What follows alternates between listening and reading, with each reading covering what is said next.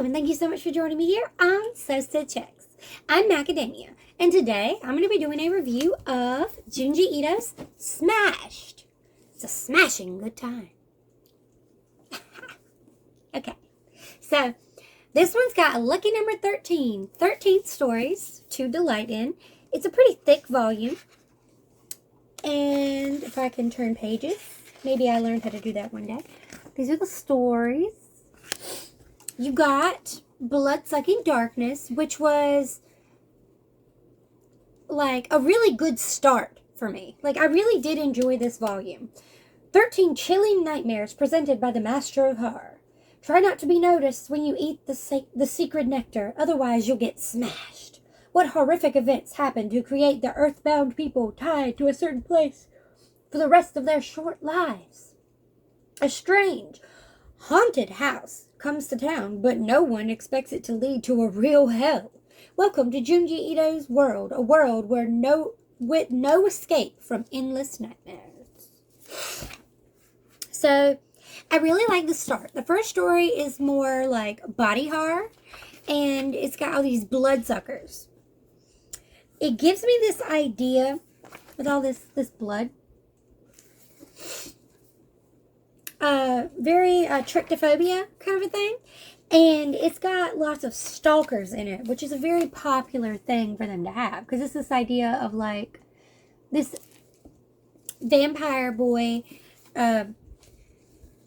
who's trying to, feed her his blood. Yeah.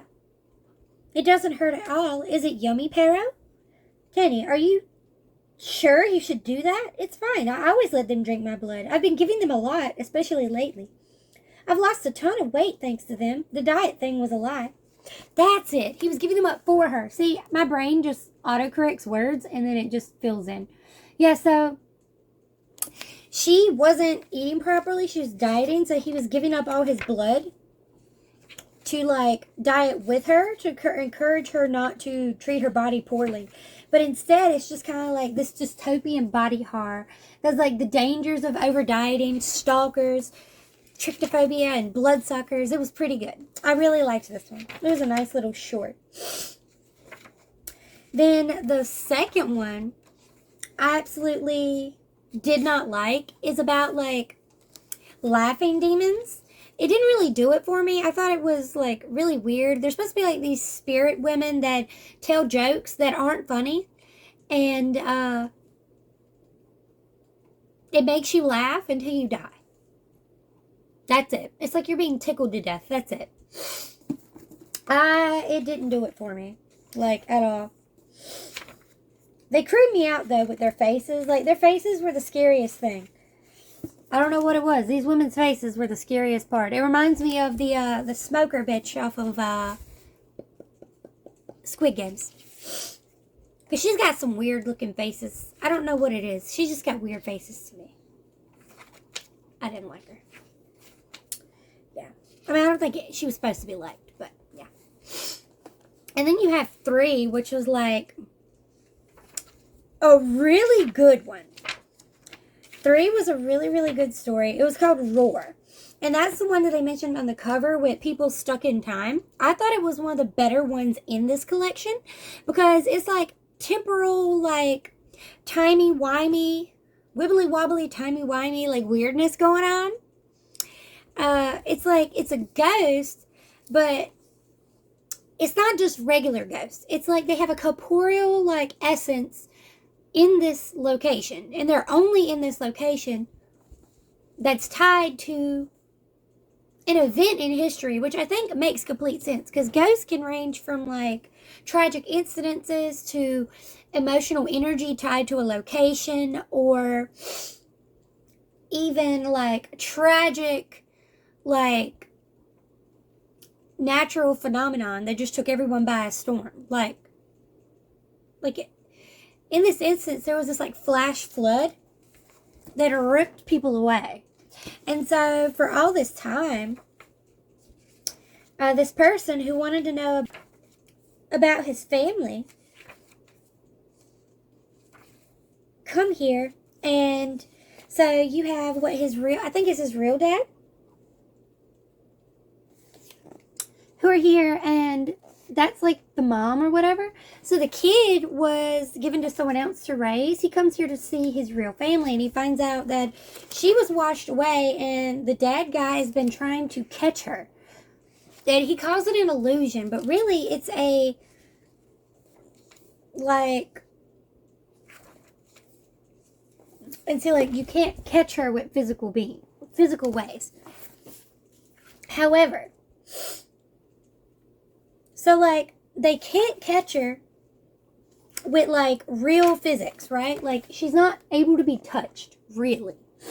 And then because her child was here, the dad guy was able to jump in and is swept away with her. So I think people who do get trapped in this temporal, like, natural phenomenon would get pulled away with it. But otherwise, it would just disappear and you wouldn't see it again. And I think because he was meant to be in this temporal loop, and he's so, like, psychically connected with his partner and with the tragedy and love of the whole incident, he can be affected, like, physically. And so he was able to stop it by being swept away by the water. It's just this really crazy, like, step out of time kind of thing, almost like Censor, but not really. I don't know. It was really good. That one was honestly my favorite. And then you had more on this emotion, because most of the stories in here are based on emotion. You had the first one, which was extreme fascination and, like, trying to produce, like, almost guilt to make someone take care of themselves. The extreme fascination being the fucking stalker. The second one being the extreme love and the tragic, like, loss of family in this natural, like, event. The third one, turns out, is guilt. Because the third one's called Earthbound, and it's about these people who get stuck in place. Usually where crimes were committed. And it turns out that the people who get stuck in place and become stone actually committed a horrible crime of some sort. Or committed enough of a crime that they feel guilt. Like, there's this guy she worked with who broke into her house because, like, years ago,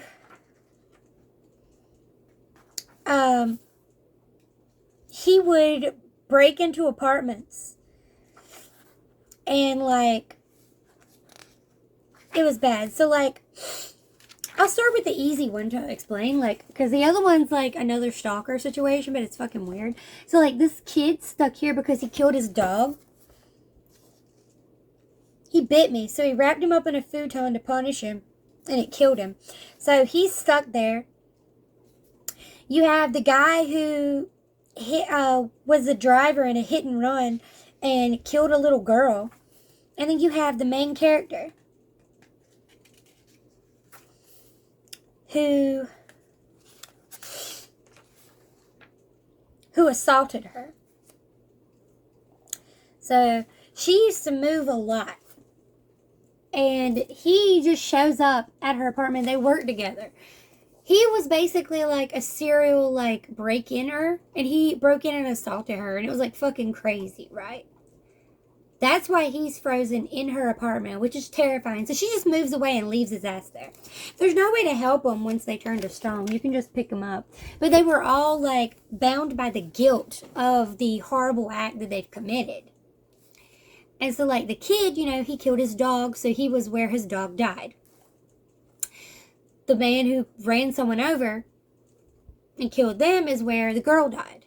Then this guy, he just assaulted her, so he shows up in the apartment and, like, lives there. So it's wild. The spooky guilt continues in the next one about Death Row Doorbell, where it's this, like, killer who keeps showing up and gets murdered time and time and time again until he can get the people to forgive him. And until they forgive him, he won't go away. So he just keeps ringing their doorbell. And it's again about feeling guilty. Like, even when he dies, like, he felt such guilt at having committed a crime. that he's just going to keep showing up until he can, like, stop it, you know? And so, like, that's the whole idea, is that he's trying to escape from the guilt by getting them to forgive him, but that's not going to make it go away. So they just are like, whatever. I don't know. It's just this creepy, like, guilt. The next one I didn't like, but I like the connection. So it's Soichi, the creepy guy that I don't like, who is always chewing on pins and needles. Here he's got a cigar now because he's an adult. And he has a, like, fucking psychotic child. And apparently he had one girl from when he was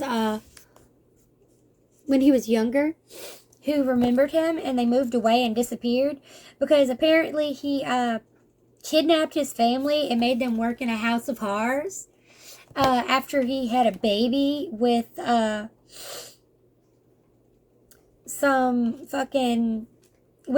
fucking shark lady, the model, which is my favorite instance of her is in Frame, which is, like, about the model who doesn't want to be out of frame.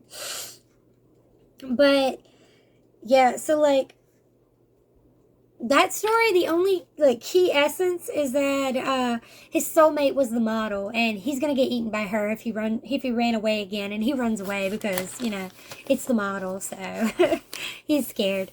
Because, you know, he's a kind of a pansy in a bad way. And then there's this continues about him with, like, torturing this fucking cat that doesn't like him. And he, like, possesses the cat, and it becomes, like, this evil monstrosity. Until, eventually it, shocks the piss out of him, and he learns his lesson. Basically, he just gets the shit kicked out of him and doesn't actually learn his lesson. We all know this. The emotion stories continue with kind of a Romeo and Juliet in the Mirror Valley, which is the Romeo and Juliet, and it's like this rejection guilt between I guess this isn't the name of the two sides of the village. I was going to say the Capulets and the Montagues, so let me see.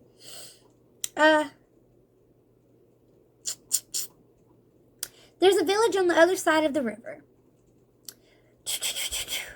You have a village on both sides of the river, and one side thinks the other side are demons, and vice versa.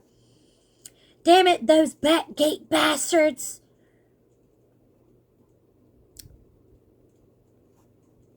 One side's the Batgate, and the other side is, I don't recall. Either way, these two people loved each other.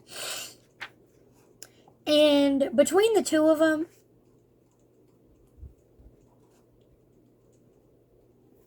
so, like, they loved it. The apparition of the lover's suicide,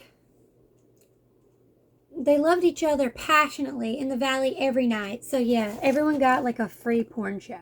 That happened. Which mirrors are also tied with emotion and, like, the, like, unconscious thought and all kinds of, like, creepy stuff. Like dreams. And from watching The Devil's Back and The Devil's Gate, that was it. The Devil's Back and The Devil's Gate. So they got so pissed off at each other and watching this disgusting display. They ended up, their hatred shattered the apparitions as if they too were made of glass and mirror. And the shards broke all the mirrors in the land. The mirrors, they would shine at each other because their intent was to, like, both the sides had these mirrors. They would shine at each other so they wouldn't be able to spy on one another, and all they would see is their own glares back and forth. So it was just this creepy idea, and I don't know. I thought it was really weird. It was really good, but it was more of this, like, deep emotion kind of story. And that continues with story number 8, which was I Don't Want to Be a Ghost, which is about this girl who eats ghosts, and she's kind of like a homewrecker. So creating fear and literally eating family. Like, she eats the wife, the baby, and eventually the husband, and it's kind of terrifying. You have the tragedy and loss and the slow, like, spiral into dementia and depression and insanity and fear in Library Vision, where this guy basically gets a dementia, like, overload, kind of. He's like a librarian, and it causes a self-destruction. It's like a very specific kind of dementia. He forgets everything. It's definitely some kind of weird retrograde amnesia, but it gets out of control to the point that it's like full amnesia. And basically what happens is, without any trigger, just like his father, he forgets everything except the books. So basically it's like the space in his brain is full of memories, and he memorizes a book because he's afraid something's going to happen to the library.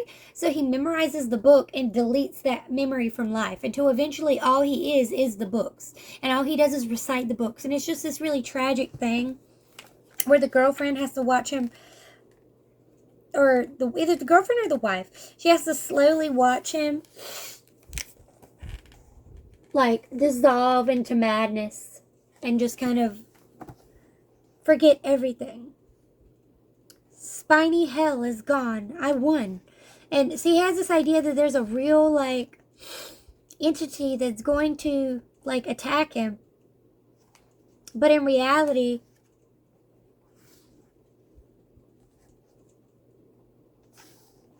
but there's not. So he ends up, like, he's afraid that there's this monster that's going to get him, that's going to take all the books. And so he memorizes all the books. And even when she burns it down, all that's left is a guy who knows all the words to every book in the library, even though the library is gone. And she burns it down. And hopefully that ends the curse, but it doesn't stop the brokenheartedness. So it's just kind of really tragic. You have the Splendid Shadow song, which is a very repetitive story that gives me, like, major censor vibes, kind of, with, like, a combination of, like, so it's a super angsty, repetitive song that's kind of like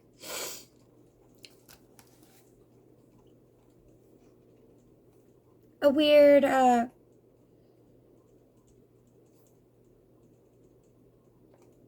like,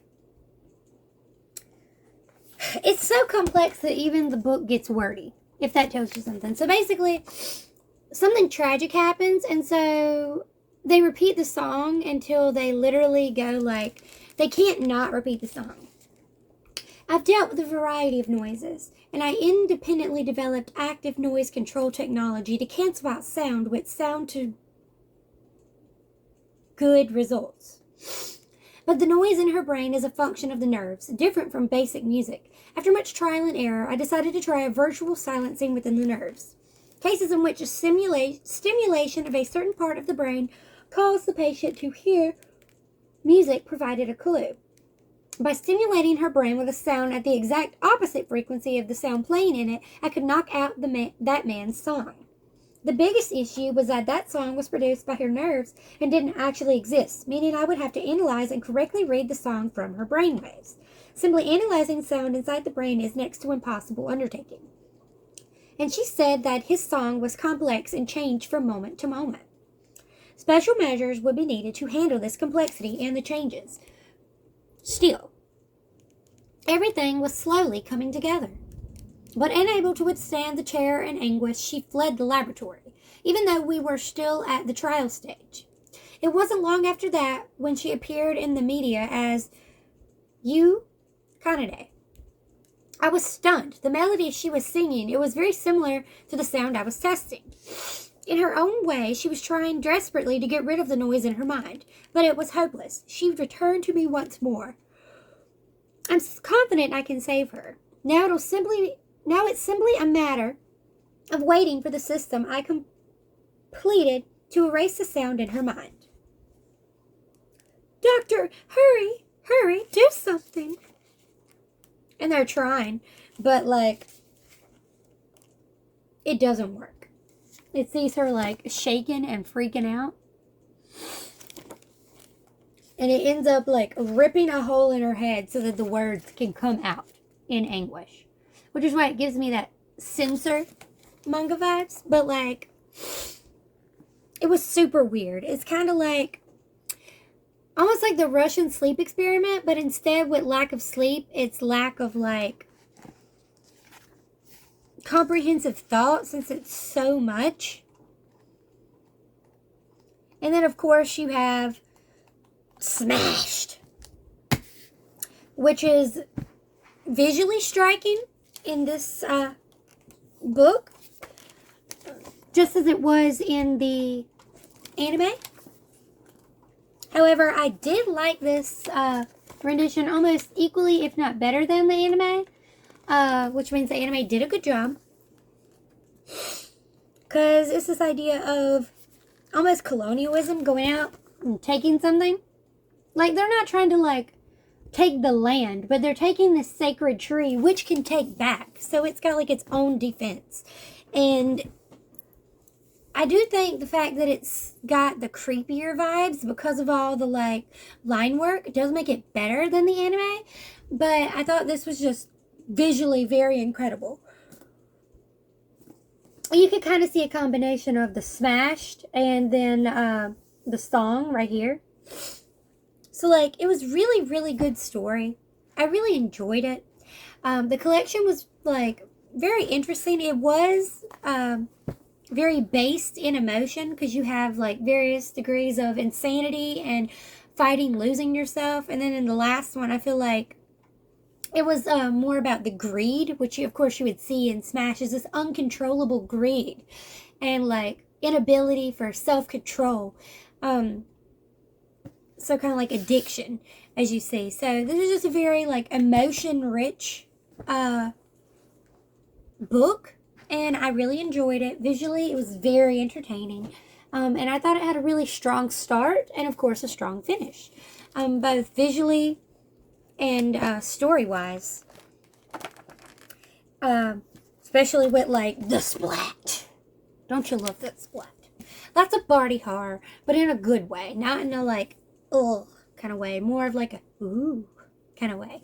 So I would highly recommend this book. I will leave a Amazon Associates link down below, which means I get a small kickback at no extra cost to you. It would be such a fantastic thing if you would, you know, order from there, but you don't have to. You can also find it at, like, Books A Million, Barnes & Noble, probably your local bookstore. Just check it out. If you like this review, please leave a like down below.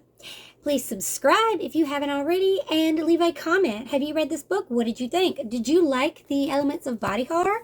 And do you see the connections of emotional, like, driven stories in this one that I do? Or did you see a different theme throughout? All right. Thank you so much for watching. I hope you have a wicked evening. Bye.